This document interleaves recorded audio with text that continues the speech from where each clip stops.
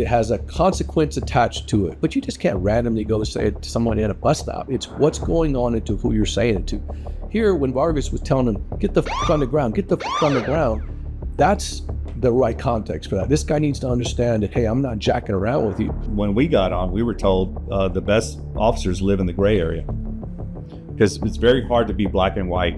And what David's reading there from the general manual, it's a guide is what it is. It can't be taken as a standalone suggestion. If it ain't broke, don't fix it. Why are you going and soliciting complaint from these people? And the biggest thing is that, well, they might be afraid to come in and make this complaint. I have yet to hear anybody do that. This has been going on for years. Nowadays, if you were talking about 1970, maybe you could make that argument. But if you're talking about nowadays, that's not even remotely possible. We're constantly telling people, hey, if you don't like the way the police officer looked at you or rolled your eyes, wink, wink, then why don't you go over there and file a complaint? There's a hint. Again, it's vicarious liability, buddy. You can delegate authority, but not responsibility. I've heard you say something similar to that, and now I'm saying it back to you. You didn't prepare. You didn't look at this guy's livelihood as something that necessitated your time to properly prepare. And the arbitrator saw that, and it was a part of the ruling. And for that, really shame on you. Because now the guy went through 4 years of hell because you weren't fully prepared and didn't have a full grasp of what took place.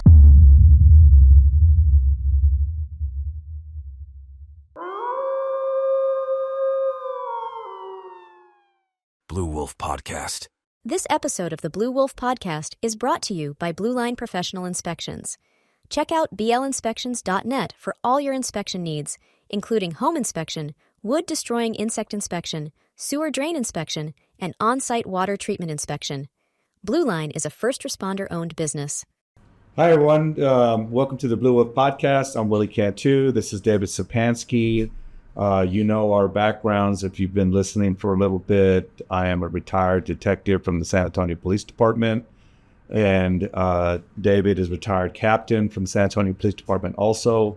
Good friend, former classmate from the academy. And at one point, he was an interim deputy chief, about 6 months of the administration. But usually I'm kind of long-winded on the introduction, but we're not going to be this time because to me, this is very urgent. We need to get to it. Hopefully it's not going to be too long, but we're doing one portion right now between he and I. And then I'm about to do another one with the attorney involved in this situation, the defense attorney involved in this situation I'm about to describe. On our last podcast, the 21st Century Police Administrators Policy, you can beat the rap but not the ride, proved to be somewhat serendipitous, really crazy. Our discussion led to an unexpected outcome that seemed to lead to a fulfillment of a prophesized discussion. I've always known that if you speak the truth, then the truth is usually supported by later occurrences. It just happens that way. And unfortunately, I won't say it was divine in a sense because the situation was not very comfortable or good for a fixing to be reinstated San Antonio police officer. He had to go through this. He had to go through the ride. He got the rap, and he had to go through the ride for 4 years and 4 months to finally get his job back through an arbitrator. And before we start, I want to encourage you listeners. Thank y'all, first of all, for watching. But to get a little background on what we're about to talk about, go back and listen to that podcast that I just talked about, the 21st Century Police Administrators Policy. You may beat the rap but not the ride. To kind of segue into what this discussion we're about to have. But if you don't, then that's fine too, because this podcast is going to make you go back to listen to the other one to see if we're right. Either way, you're going to get two perspectives, and they're both going to be the right ones. So last Friday, October 11th, I was notified early in the morning. I do get up early now. Early in the morning by a good friend and colleague, retired police officers, very well respected in the department, was at the time, who works with an attorney, a defense attorney named Ben Cifuentes. And Ben Cifuentes is a name that I had heard from maybe a quarter of my way into my career, my 33-year career, as having been a defender of police officers, right? Yeah, it's pretty much how he was associated to us. And he actually helped me out on the first time I met Ben. Not to go off in too far of a tangent, but I got accused of assaulting a female at their fiesta. And some of you that know me are like, no, and we're not talking about sexually or anything like that. It was like a physical assault. Like I struck this girl, and it was really crazy because it came out of the blue. Next day, homicide is waiting for me to talk to me in the office, and I'm getting a phone call from my sergeant asking me what happened, and I wasn't involved in anything that night, and I don't want to go too far into it, but I contacted Ben quickly, and he stepped up right away, and we met together to talk about that evening, because then I found out what I was being accused of, and next thing you know, 2 days later, the complainant said, no, that didn't happen, but they didn't go after her or whatever. That's how I met Ben. But the point of it was Ben stepped up at that moment and met with me, and we started getting the ball rolling and all. So we appreciate him very, very much. So this retired officer, works with Ben, and he called me to tell me what occurred on this day. And there was an arbitration hearing for an officer named Andre Vargas to obviously get his job back after being indefinitely suspended, which is equivalent to being fired in the San Antonio Police Department by Chief William McManus. And I had heard about it because I was kind of working on it a little bit. Ben had asked me to look into it. We'd met a couple of times, but so I was familiar with the situation. But he really wanted to get with me and let me know of the arbitrator's summary in her judgment. And it was pretty damning for the chief. And it supported pretty much of what we discussed in that podcast, You May Beat the Rap but Not the Right. I went back last night and was listening to it again. You tend to, it's about an hour, and you tend to listen to it, and just depending on your attention span at that time, you kind of hear things that you didn't hear the first time, or and then you're gathering other. It's actually bringing up other thoughts that you could talk about later, conjuring up other thoughts that way. And I swear it felt like we were talking about this case here, in particular, and I to me it was kind of cool, but it's not cool again for the officer who went through this situation. So Officer Vargas was fired by Chief McManus for what he interpreted as excessive and unnecessary use of force on a suspect that was involved in what the officer thought at the time of a kidnapping, whether it be a stranger kidnapping a child or a domestic dispute where the male was trying to take the baby from the female, because that's what the call came out. So I'll describe this incident here in a little bit, but that's exactly what was going on. And what ended up happening was the officer tased the suspect after transitioning from his handgun that he had every right to do to draw the suspect who had evaded arrest from him in a parking lot, and then eventually tased this guy. Anything to say to that, Dave? I guess I really want to start by saying, Officer Vargas, this should have never happened to you. You're not going to hear the chief of police say that. You're not going to hear City Hall say that. And you probably won't hear the SAPOA president say that. And it's hard for me to say that because we know Danny, but somebody should say it. So Willie and I want to say it. This should have happened to you. I was a commander. We handled these kind of complaints. This was at a time when things were very volatile in law enforcement. And really, at the end of the day, I think we just got wrapped up in this. It shouldn't have happened to you.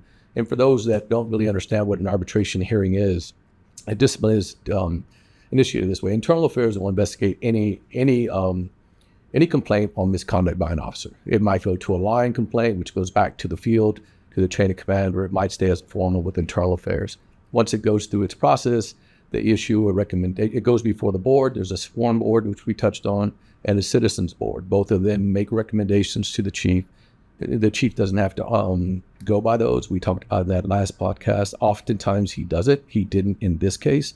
And then once the chief meets with the officer and his representation, usually the unit commanders in there, along with the deputy chief, the chief of staff, and some others, and they talk about it, and then the chief renders his decision. And if it's an indefinite suspension, you have the right, according to a contract, to either accept the firing, which most people wouldn't, or file for arbitration. Arbitration can take forever, really, but in the contract, it should conclude in a year, but there can be extensions. And it's based on the fact that 7 arbitrators are on a list, and then they go back and forth, decide scratching them, or they ultimately decide on who that arbitrator may be. So I just want to kind of clarify that. No, definitely. Let me read you the summary of this incident, or describe the summary of this incident. So November 26th of 2019, that date is telling because it has to do, at the time they didn't know this, but what happened later in May 25th of 2020 was the George Floyd incident. And that changed a bunch of crap unnecessarily, as we're learning now. But this situation that Officer Vargas was involved in happened November 26th of 2019. And it was in the latter hours of the evening. And he got, actually, he didn't get the call. He was working on a minor accident is what it appeared. He didn't say minor or major, but no doubt he wouldn't tell the dispatcher to put his major accident on hold. He heard a bunch of calls come out for this situation. It was on the south side, a location at Commercial Avenue and Grosvenor. I know the place well. We've been there and around there many times. I kind of grew up on the south side somewhat. It's behind a theater that's there. But and now with computers in the vehicles, you can watch the calls come in. You can see it in real time as they're updated. And about 7 calls came in from different people, different complainants, concerned about this situation. And pretty much the gist of it was that there was a male and a female arguing, and the male was trying to take the baby from a female who was obviously holding the baby. And, they were described in different ways according to whoever it was, giving clothing descriptions of it and things like that. So he asked the dispatcher, as a good officer should, to put his call on hold because that call wasn't as pressing. And he responded on his own. That's exactly what's expected from the management of the SAPD. Anybody would love that. And I say that, it sounds simple, but how many officers just don't do that? Well, Willie, I wanted to just add, that should be what is expected by the hierarchy of the San Antonio Police Department. Prioritize what needs to be done and be proactive enough to process that and go to it if you're closer, which he was. It happens. Here, that wasn't given its regard. Like, it wasn't given the proper regard. Like, this guy did it and didn't have to do it. He could have just stayed on the accident. Sure. But he did. And no one would have known. Yes. No one would have known unless the officer responding sees this dude backed up in a parking lot doing nothing, knowing that he's on something. Later, you kind of figure that out. And I say that because I've seen it. Officers have responded to robberies in progress, passing up some dude that's drinking coffee at a convenience store. Sadly, it's happened so many times. But that's Officer Vargas. Hopefully you listen to this, and you did a great job doing that. Puts his call on hold, tells the dispatcher, I'm responding to this call. Obviously, he was close, so he gets there first.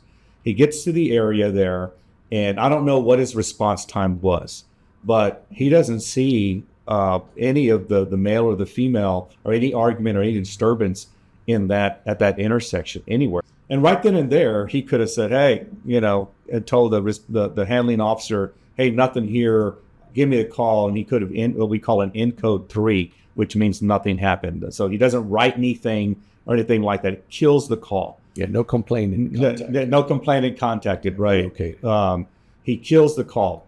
Instead, though, he, just like what we're expecting of these officers, he goes across the street, and he gets waved down by a woman who was waving at him frantically. Now, let me go backwards. This guy, when he's responding, his mind, we try to get ahead of the action that we're trying to take. He's trying to figure out from the details of the call that are on his screen and what he's hearing on the radio and trying to prepare himself for what he's about to encounter. That's a good thing also. You don't go into combat with no plan, whatsoever. Because really, and I say combat, some people might think, well, what would you think about going to combat? Because it's a hot call. It sounds like a really serious crime. It sounds like a child abduction. Yeah, like a child abduction. And you better be ready. You shouldn't be going there going, let me figure out how to de-escalate this. Because that's total crap when you go up in like that. You're going to get your ass handed to you if you go into every call like that. And so this officer's trying to think of just what we said, an abduction going on, a violent family disturbance, which we all know can be very, very detrimental to the officer that they're responding. It's proven time and time again. So he goes, and she waves him down. He asks her if she's okay. He's thinking that this is the female that was in the call, and obviously there's no baby in her hand. So he's thinking the baby's been taken. She's not telling him anything other than pointing in a direction of a vehicle that's parked there with a male in it. So his mind is thinking, this is the female, her baby's been taken, and that's the dude. Which is great because he doesn't have to go search for this guy, because if he's gone, he's gone. It's not a good thing at that point. So he's not going to sit there and question him. Well, ma'am, give me your name, because things are hot. Time is of the essence. And it's happening at a very quick clip, right? Very quick clip, yeah. Because people don't understand that. Things happen like that. You can lose your life or be seriously injured in a fraction of a second. Willie, so can I just add? Yeah. And when you look through the transcript, right, you want to say, well, there's some points made by the administration. Well, why didn't he talk to them and get information? Because getting that child out of harm's way is always the number one priority. And yeah, some of you might say, okay, it sounds like interference with child custody. It sounds like a family disturbance. But when you hear a child is being taken, you should always work from the top down. We do have children taken by strangers and other people. And, the officer did the right thing. So it's happening quick. Like when she was pointing at that car, he did exactly the right thing. I got to get to that car. I got to find out what's going on. I got to get that child out of harm's way. And so here's the other thing that he has to worry about is that if I have to use force, there's a child in close proximity. You got to worry about that too, because we're responsible for, let's say he has to shoot at this guy for whatever reason. We don't get the, I don't want to say it's a luxury, but we're responsible for every round and where it lands. And he's got to worry that if he misses this guy and strikes this child or anybody else innocent, or there's been times where bullets have penetrated the suspect, in the intended target, and over-penetrated and then hit innocent people. But he's got to worry about all these things. So what he does is he drives his vehicle, initiates his emergency overhead lights on, drives his vehicle towards that vehicle that the woman's pointing out, and parks behind him. And once he stops and gets out, the driver of this vehicle, who was the suspect now, takes off in what looks like an evading arrest in the vehicle. And so the officer jumps back in his vehicle to give chase, to pursue him. So he's following him, and this guy doesn't leave the parking lot. He circles a parking lot in what was described 4 times. Can I interrupt? Yeah. Because I just think it's important, because there's a part that we're going to read here. It's just important to understand the totality of what's going on, right? So the guy sees the officer and he starts to evade. It's like consciousness of guilt, right? Like it's not normal prudent behavior, right? If it was just a citizen, he would say, oh, officer, yeah, what's going on? But instead, his instinct is to flee from the officer, right? Flee the scene. So you have to take those type of things in consideration when the officer's processing what's going on. I've got the right guy. So yes. now, right? Yes. So that's important. Yeah, I got the right guy, and he did something because he's running. Right. Otherwise, he'd get out and go, hey, what's up, officer? What did I do? Yeah. Or he could have been a guy to say, hey, I just stopped to help this woman out. We've run into those things. But he did. He took off. He's like, hey, man, I got this guy. So they kind of have this little, mini racetrack chase in the parking lot, and the guy stops, and that's kind of stop, start, back up, all this other stuff. At one point, he almost T-bones the officer. The officer ends up backing up and blocking him in. Gets out, And as most officers are trained to do, actually all officers are trained to do, you feel like this is a serious situation. It's a felony in progress, okay? An abduction. We don't know if this guy's got a weapon. We were taught that we assume that everybody's got a weapon as a suspect until proven otherwise. Until we determine that at that point. So he draws his weapon on the suspect, gives him commands. And now the suspect's still in the vehicle, gives him commands to get out of the vehicle. Now, that moment, as what you're seeing here, number one, he doesn't know who else is in the vehicle. Could be another person that might be a suspect or whatever. And so the guy doesn't immediately go, hey, man, put his hands up, show him view. Because mind you, if you're in a vehicle, and I believe he was in kind of in an SUV, so he's raised up a little bit, there's a lot you can't see. The hands, the waistband, his reaching, lunging distance, all this other stuff. So the guy takes a moment. And I've been in these situations before. You give these people commands. Well, he was repeatedly giving commands. Giving commands, yelling at him, okay, with some expletives, as it was, because I want to mention that because it comes into play here in a little bit. And the guy kind of gives him this it's a glare. And I've seen that glare because they're thinking. They're thinking about, should I give up? Should I run? Should I throw it and drive and run him over? Should I draw my weapon? All this other stuff. And that little hesitation seems like forever. I've been in those situations numerous times, and so he waits a little bit, which obviously gives this officer a lot more anxiety and stress that he's about to encounter something. The guy steps out, he approaches, or he stands there with his hands showing, okay, and they're not like this, they're below his waist, but they're open, and the officer sees that. That still doesn't mean he's not armed, okay? Like I said, we have to determine that by a search or a frisk or whatever, but the officer's plainly telling him to get on the ground. That is the best position. When you put these suspects prone, that's the best position of advantage that an officer can have, because it takes them way extra movements if he's going to do something else to attack him or whatever. So he tells him to get on the ground. The guy is not doing it. Still not listening to commands. Half-assed listening to commands does not mean that everything's okay. A lot of these guys are planning like, well, I can do this or I can do that. If I just do this and make him think I'm compliant, then I can do something else. It happens really, really quick. It's a chess game going on in fractions of a second, I'll tell you. So the guy takes a couple of steps after not getting on the ground towards the officer. By now, the officer did something really great.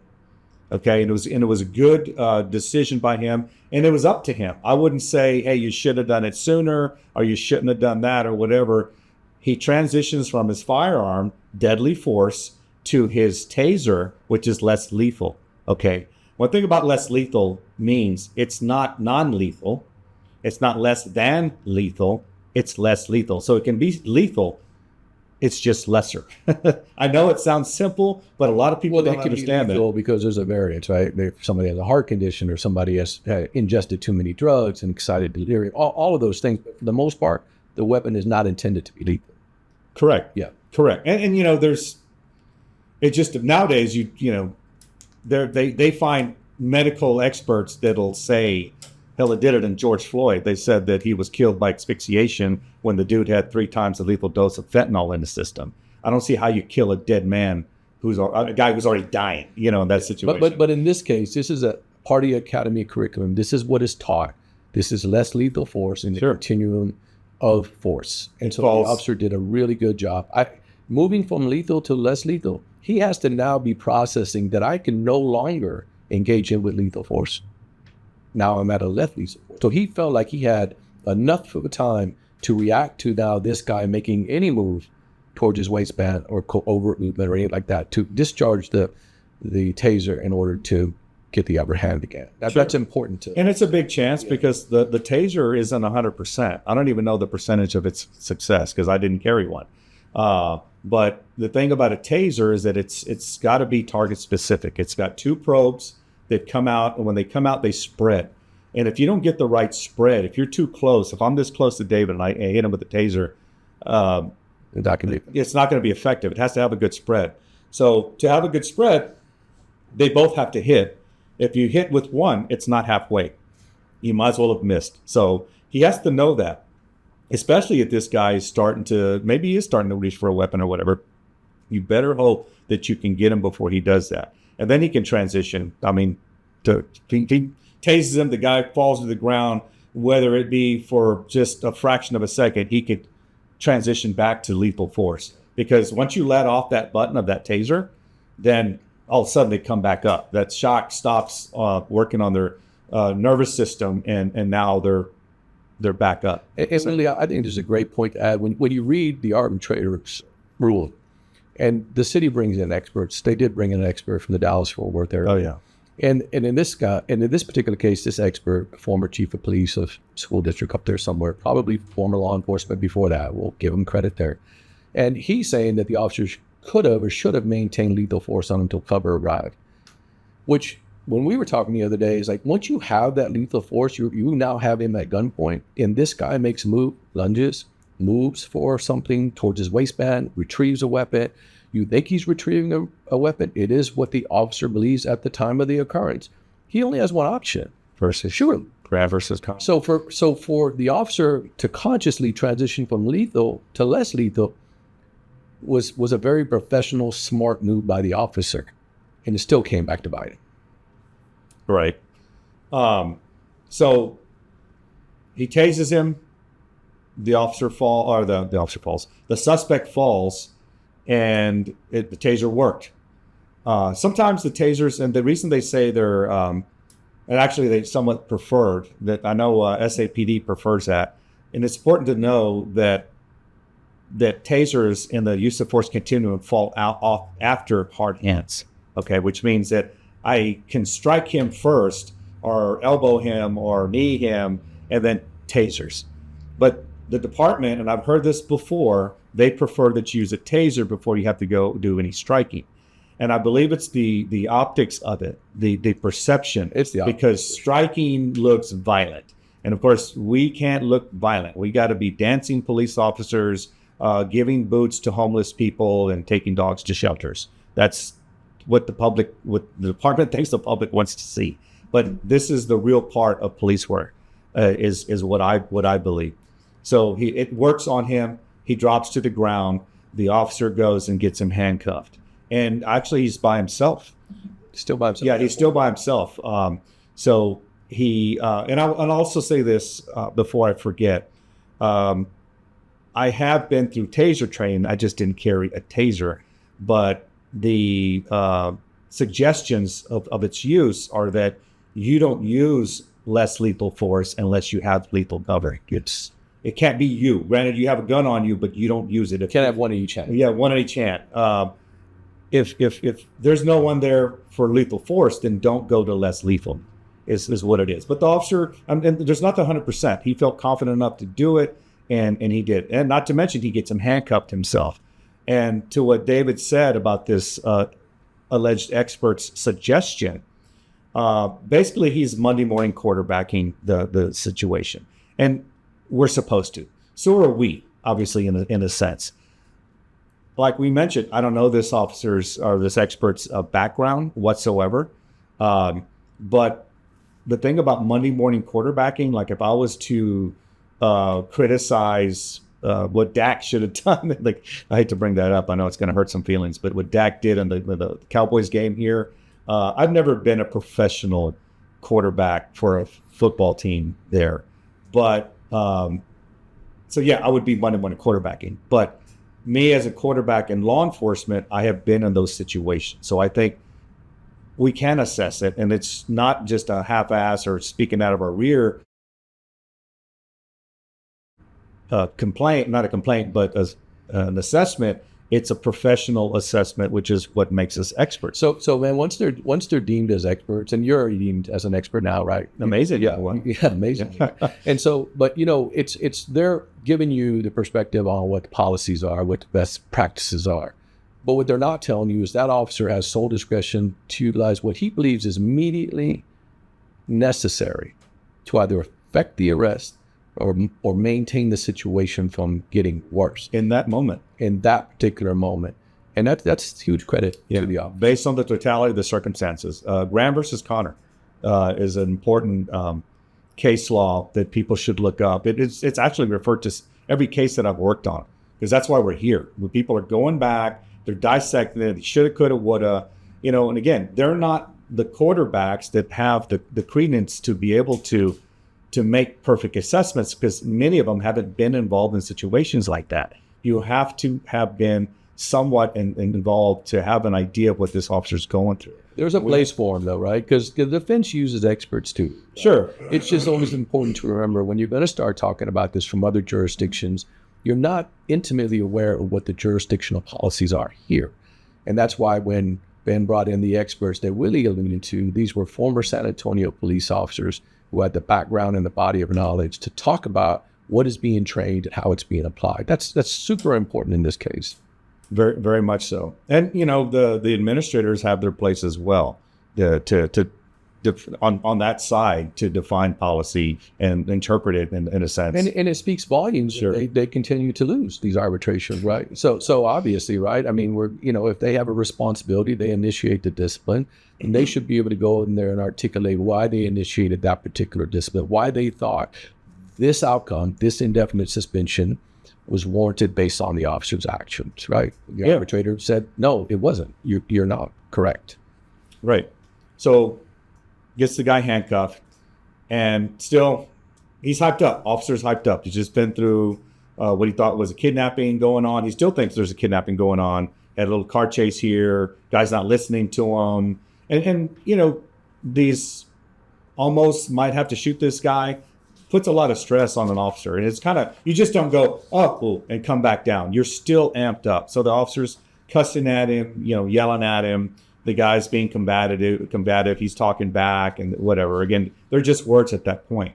But he gets him, in control.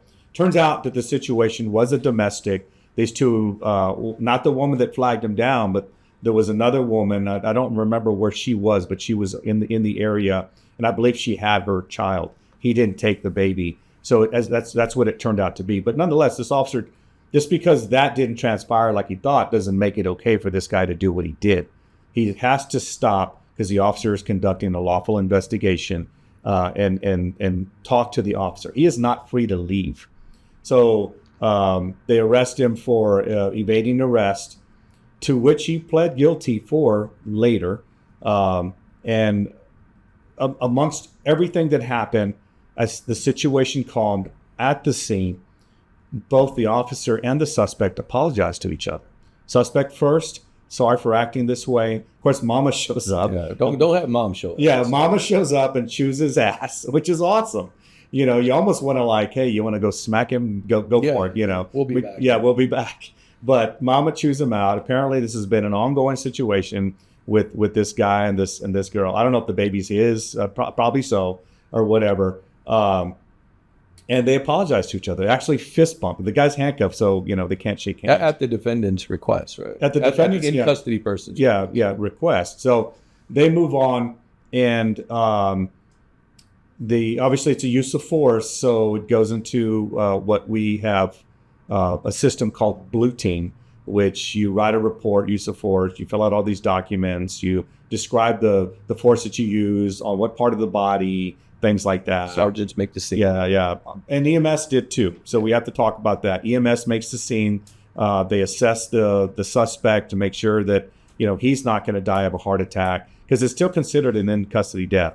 We've had many suspects sitting in the back of the car, after everything seems to have calmed down, and then you're doing other things around here, and next thing you know, you go back to the dude's dead. Yeah, we've actually taken people to either the magistrates or the jail facility, and all of a sudden they go into some sort of medical emergency. Right. Right. They have other underlying issues that their excitement involved in the situation just starts to kick in, and everything goes south from that point. But so again, they book him. There's more to this situation, because there's another officer, Officer Brewer, that shows up to assist Officer Vargas, who also he has his own can of worms he's got to deal with himself. He had charges initially placed on him by the DA, which were dropped almost immediately, but he still got fired, and he's facing the next arbitration was going to be his job back for the situation. But and mark my words, Willie, that's going to settle before it goes to arbitration. It should now. Yeah, it should now. I mean, Yeah. I could be wrong, but I mean, I just know their MO, and they're not prepared to win these arbitrations, so they're just going to offer a deal. We'll give you your job back. You get half your payback. They try to negotiate monetarily wise. It's happened time and time again. I would recommend that the officers say, no, I'm ready to go. I want all my money back, all my time. Sure, and you have to fight for that. Not only do you, if you have criminal charges on you, you have to hire an attorney to fight those criminal charges with the district attorney. And if you win that case, then obviously you want your job back. Actually, many don't. Many are like, I don't want to go back to this department. I mean, who's going to go, hey, man, I just got fired for doing my job. Let me go back to do my job because I may not get fired for doing my job. Or worse, let me go back to do my job and not do anything outside of handling calls. Then we have that guy we just described. Everybody's responding to that robbery in progress. He's still drinking coffee over here because he's snake bit. And we've seen it. I mean, luckily, I haven't been involved in that situation. I didn't have that occur to me or happen to me, but I understand it. It's just like, why would I do anything? You just kill this officer's spirits. You just lost a good officer from your ranks. You might, and I'm not saying to replace him, but I understand why he doesn't want to do anything. He did his job, and he gets fired for it. And that's happening more and more nowadays. I worked on two other cases, actually three, where the officers were fired and had charges brought up against them, won the charges, where it just shows they did nothing wrong. Absolutely nothing. This situation, the only thing that was that we agreed on that he did, I wouldn't even say wrong, but went kind of overboard, was his language. That's why I mentioned the language, the way he was talking to the suspect. There's a policy about treating these suspects with dignity and obviously professionalism, things like that. I've cussed at many a suspect because I believe that's what they listen to more than, sir, stop, sir, you need to do this, sir, and all this other. Because these guys, to me, they take it as weakness when you do it. But it kind of got into name calling with Officer Vargas. We're not saying that's okay, but we understand that he got hyped up. It doesn't look good on camera. Had it not been on camera, nobody actually would. So I think a lot of that is context, right? When you're dealing with a certain very small percentage of people that live in this community and others, they don't respond to the things that Willie was talking about. Would you please do this? Let me help. Can we just talk about this? They understand that shut the fuck up. It has a consequence attached to it, but you just can't randomly go say it to someone at a bus stop. It's what's going on into who you're saying it to. Here, when Vargas was telling him, get the fuck on the ground, get the fuck on the ground, that's the right context for that. This guy needs to understand that, hey, I'm not jacking around with you. You start calling him a dick and other things like that. Okay, now you're going outside of what needs to be said. And yes, there should have been discipline handled on that in the terms of maybe a light suspension, but or just some retraining, because the guy's adrenaline is going. And that's what we were talking about that we agreed on. There's definitely something that needs to be addressed, but not to this extent. Not a firing. Yeah. Not to lose his job. And it's interesting when you're first. I want to read what the arbitrator said about the chief's position on this. Yes, we're going to get to that, but I think it's important to note, because we did mention George Floyd, right? This happened November 26. George Floyd happened in May of 2020. These officers were fired in June 30th, or this officer was fired June 30th of 2020. So after George Floyd, we're going to talk to Attorney Ben Cifuentes, and he mentioned this. This really had nothing to do with race either. And I don't know what was going to the chief's mind and why he would react this way, and if that had anything to do with his decision on this. Vargas is a Hispanic name, Mexican name. The suspect was Hispanic also. The female involved was Hispanic. The female that waved him down was Hispanic. So there's no racial issue here that has to do with excessive force. But go ahead and read the. And I'm going to read it. But I just again, that was the time period where I was placed as an interim deputy chief, right, from May of 2020 until August or September of 2020, somewhere in those timelines. Just when this was happening. So I was there for the post-Floyd, the post-Breonna Taylor time. And I know that while this wasn't necessarily, they were all of the same race, they really didn't play as much into it as people might think. the chief was hyper conscious about and hyper worried about having any kind of forced complaint come out, because he knew that people were going to take that and just run with it as a part of another story in another city. And so they were very much doing this, the one we were talking about on the last podcast about the SCU officers, right? Street crimes, right? Street crimes. Yeah, and we won't get into that. We talked about that before, but that was also in that wheelhouse. So they were going far hard right. On this thing here, the Citizens Board recommended somewhere between 3 and 13 3 days. and 13 days. That's a huge area anyway, right? 3 and 13, it's 2 weeks or 3 days. And so I don't know what the Chiefs Advisory Action Board or the CARB, and they're calling them now. But it goes to the podcast that we talked about. The chief often, these are recommendations. He doesn't have to listen to them and does it when it suits his purpose. He just pushes them aside and went from that recommendation to an indefinite, which brings us here to where the arbitrator, right? It's LaConta, I don't know who that is, but she did a really good job. I want to shake her. Outline her, because you could tell she was looking at the facts, not the political and bureaucratic aspect of it, right? Which is what she should do. This is what she said.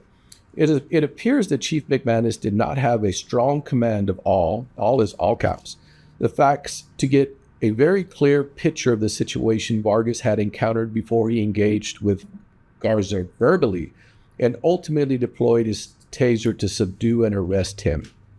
Chief McManus may not have had an opportunity to fully grasp what had transpired before Vargas used his taser on Garza when he concluded that Garza had used excessive force. So let me start with the second part. Well, what do you mean? I mean, this is the part where she's being super professional. He might not have had ample opportunity to fully grasp. That's your job. This is a year later. I've been in disciplinary hearings with the chief. He doesn't really prepare for them. Somebody comes in, the file hadn't been looked at, and they kind of give him bullet points. There's no excuse for this at all. No. He should know exactly what took place when you're talking about having serious impact or making serious decisions on people's career. The first back where it says very clear picture of the situation, he did not have strong command. Again, it's vicarious liability, buddy. You can delegate authority, but not responsibility. I've heard you say something similar to that, and now I'm saying it back to you. You didn't prepare. You didn't look at this guy's livelihood as something that necessitated your time to properly prepare. And the arbitrator saw that, and it was a part of the ruling. And for that, really shame on you, because now the guy went through 4 years of hell because you weren't fully prepared and didn't have a full grasp of what took place. Well, here's a good example referring to him not being prepared and really not knowing what's going on, because that's pretty much what the arbitrator said. That's exactly what. Very nicely. You didn't know what the fuck you were talking about, basically, is what it was. To put it in layman's terms. See, I wasn't an administrator. I was just a detective, so I could assess things. No, that's what she said. Yeah, in a nice way. But so during the investigation and the administrative investigation, we have, by contract, they have 180 days to investigate and then, I guess, decide whether they're going to have any kind of punishment whatsoever to 180 days by contract. Has to be concluded. Yeah, there are some exceptions in the last contract, but this didn't apply there. Yeah, six months, pretty much. One of the deputy chiefs, Jason Enquist, requested a 45-day extension. He was a lieutenant at the time. He was the deputy chief of staff. Okay, so he was a deputy chief, but at the rank of a lieutenant. Correct. Okay. Requested a 45-day extension on the case for them to finish up their investigation. What it sounds like, but to me, it was like, we need another 45 days to drop another charge on this officer so we can fuck him. That's what I believe is what went down. The funny thing about this is when it finally comes to arbitration, and we're talking now, even for them, 4 years and 4 months, he doesn't remember why he asked for a 45-day extension. And then the chief of police doesn't know who signed off on it. So not knowing what the hell's going on is exactly what we're describing here. Here's the other thing, and I didn't want to interrupt David with it.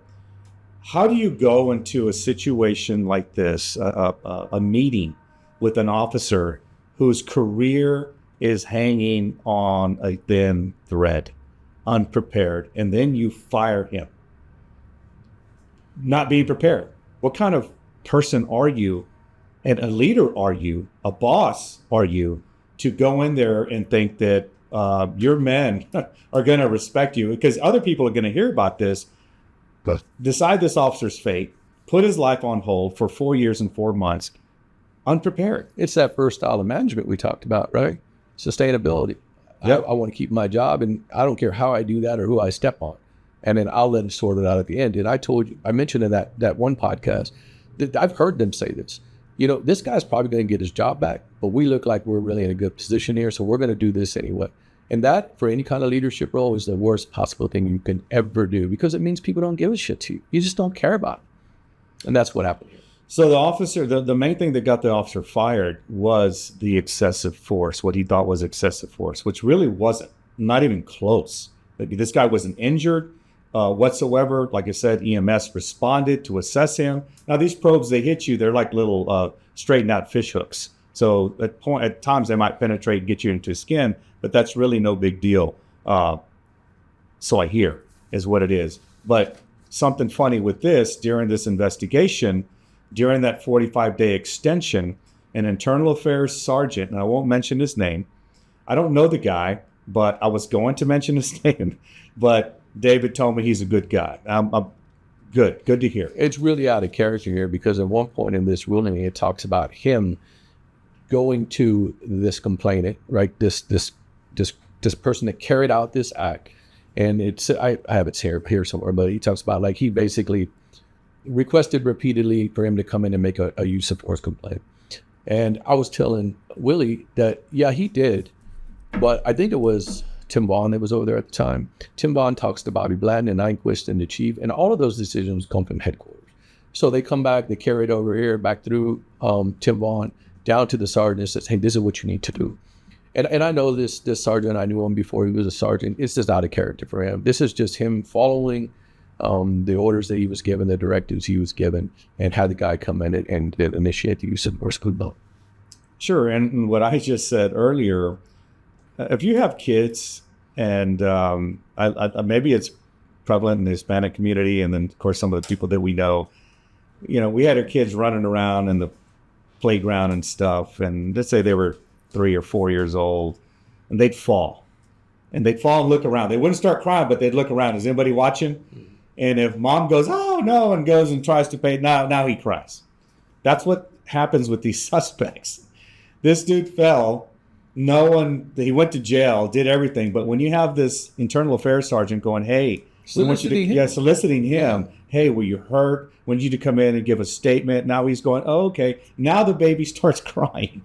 Of course he's going to go and do that, especially if he's been what he probably thinks is embarrassing. Someone got the best of him. That happens all the time.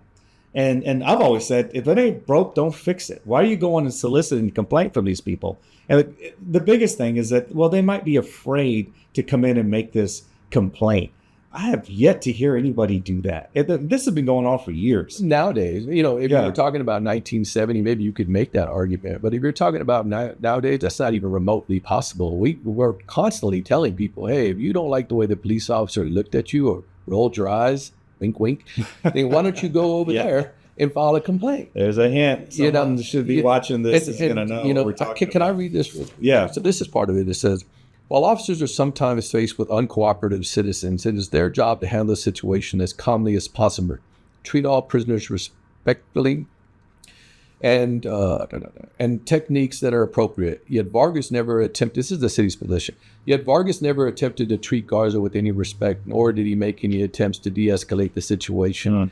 And this is just BS, because any officer is under no obligation to wait for somebody else to initiate contact. Like, we're not punching bags, and again, the totality of the circumstances, what the call was for, how the suspect was behaving, what Vargas was interpreting. None of this has anything to do with it. It's not like he walked up to someone at a bus stop and just tried to initiate a consent contact, just a free call. Hey man, how you doing? What are you doing here? I ain't telling you anything. Okay, well, have a good day. This is something different. And for the city to allege this, and then of course they also cite the general manual where it says passive resistance. Members means a refusal to comply with an officer's verbal commands, open hand, empty hands control techniques, and does not cover a threat to the officer or another person.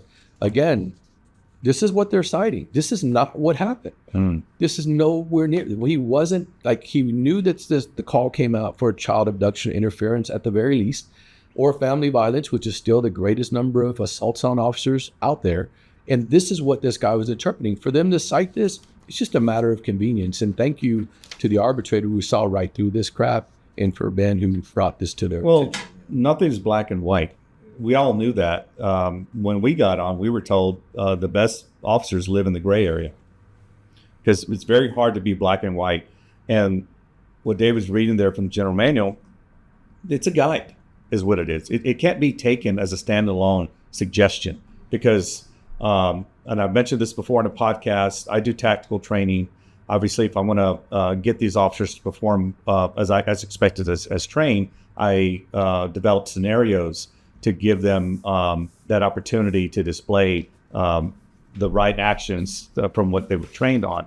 And I always tell them, look, and I try to pride myself on my scenarios being as realistic as possible.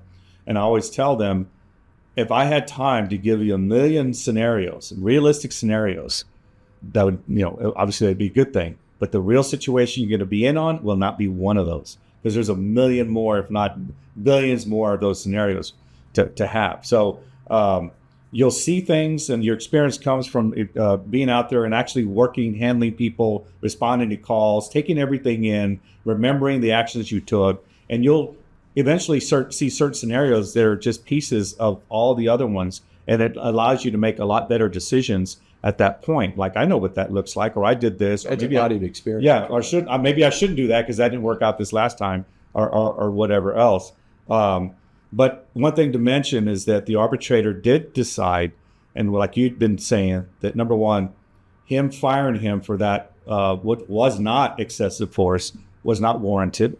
So he was reinstated, his job back with full seniority and full back pay, which was awesome. But she did suggest to discipline him 5-day suspension for the language. Yeah. And okay, and if that happened to me, I'd be like, well, okay, here's 5 days of my leave. No one's happy about it, but it's better than losing your job. So that's exactly what came out of this situation. Do you have something else to say? I just wanted to add on about the internal affairs side of this thing, and it does come from the administration. Like I was saying, it doesn't matter. I think it's Alyssa that's over there now. She's very smart. She's very objective. She's a nice lady. But at the end of the day, as a captain, you're still going to have to run that over to headquarters, and they're going to dictate how you handle things. And at that time, it was Tim Vaughn. And so they levied eight allegations against this guy. 8. And so if you've been on the police department any more than 3 years, then you've always probably heard them say it in service, or at least they used to, that stacking charges doesn't exist.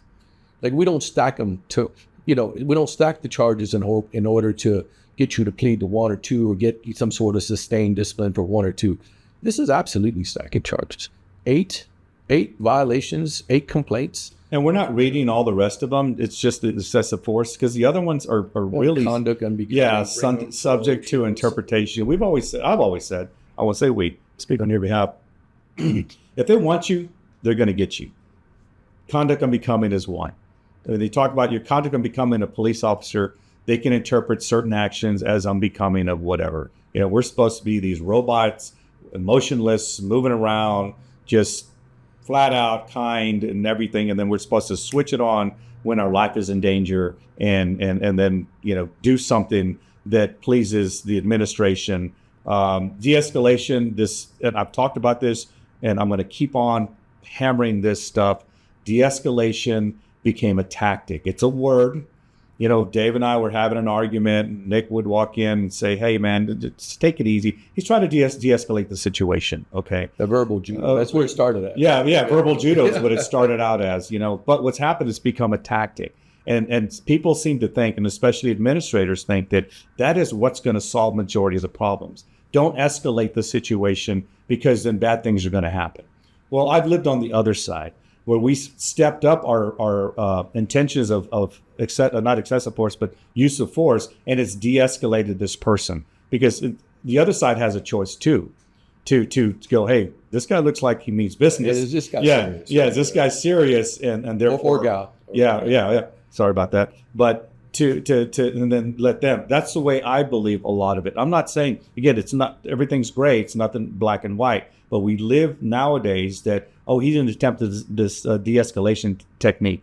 I tell you what, though, Officer Vargas that night was driving a marked patrol vehicle.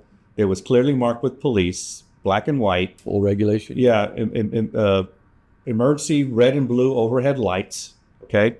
And he was wearing full police uniform, not the stupid hat, but he was wearing full police uniform.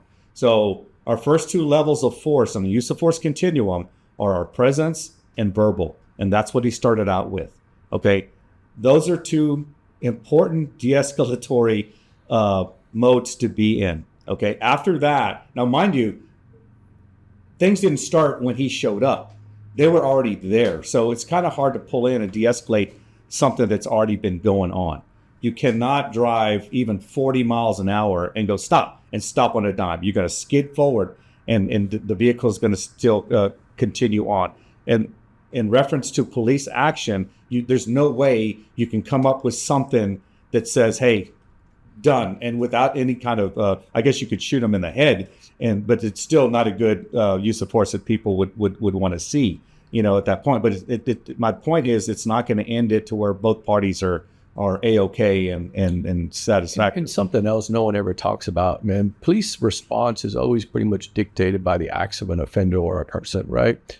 It very rarely, okay, maybe there's a 1% out there in case somebody calls them up, but the suspect, the encounter, whoever it is that we're dealing with did take the actions of the officer, almost inevitably, and no one ever talks about that. But the three experts that they brought in on Ben's side, thank you all for doing that. Good guys. I think Art Lindley. Art Lindley said something. This would have been handled as a line complaint. Mm-hmm. Art's right, because the captain can give that kind of discipline on his own.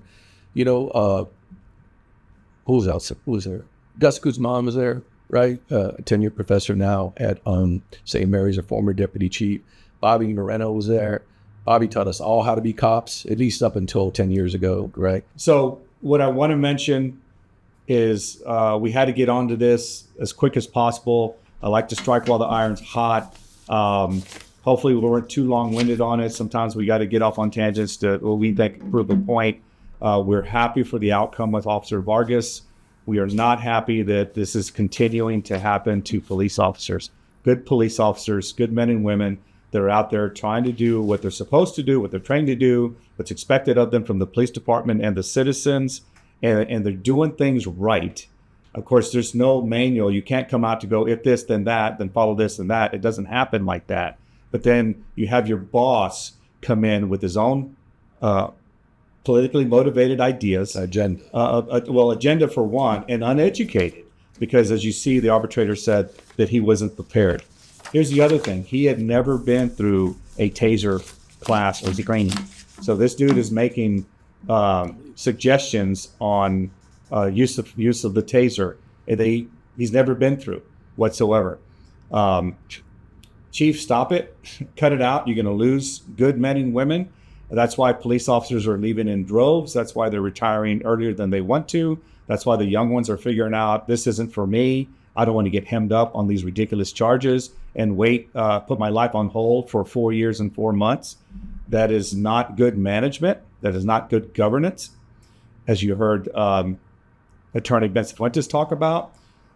The other thing I really wanted to mention, and I mentioned it in the last podcast, that I'm getting on here, who is speaking up for the officers besides us. And we're not doing it because we're getting paid for it or I'm trying to get some sort of status whatsoever. We did when we were in the department. We still give a shit about the good men and women that we expected, because we also had support from other people as well, to speak up about these things. But who's going to get anything done with this chief? I don't know if Maria Villagomez has heard one podcast. I'd hope she'd like to hear it. I don't know if she'd change it. She's part of the problem as well. But the main dude that I think that every officer should understand that should be speaking up for y'all is your San Antonio Police Officers Association president. 100%. Where are you, Danny Diaz? You haven't said a word about the two street crimes officers, Carlos Castro and Thomas Villarreal, about them getting their cases actually ending up in mistrials and then ultimately getting the charges dropped. Oscar Cruz, mistrial, getting his charges dropped. This one here in particular, it's been happened last Friday. Haven't seen or heard anything from you on that one. Is it fear of what, losing political status? Do you have aspirations after retirement to get anything political? Man, you got to have some balls, man. You got to have a backbone to step up for these guys. That's what they're paying the association for. Yeah. It's not just barbecues and dances and picnics and all this other bullshit. You should be standing at the top of the pedestal each week, because there's things in the news happening each week. Finding the media that'll help you get that word out, and in calling out the chief of police particularly and the DA for this stuff. But that's my 2 cents. No, and internal transfers too. We had talked on the other podcast about what happened to the SWAT team members, what happened to the homicide chain of command. We really like to see a union stepping up because you can get directly to them. That's it. 100%. Yeah, thanks for having me on, Will. Appreciate it. Thanks for being here. Thank you all, Public Alliance, for helping us out with this on such a short notice. And please give us feedback, subscribe to the YouTube channel. Good, bad feedback. What they like to hear, right? What they like to hear. Yeah. We're on YouTube at Blu Wolf Podcast, and it's BLU, no E, Wolf Podcast.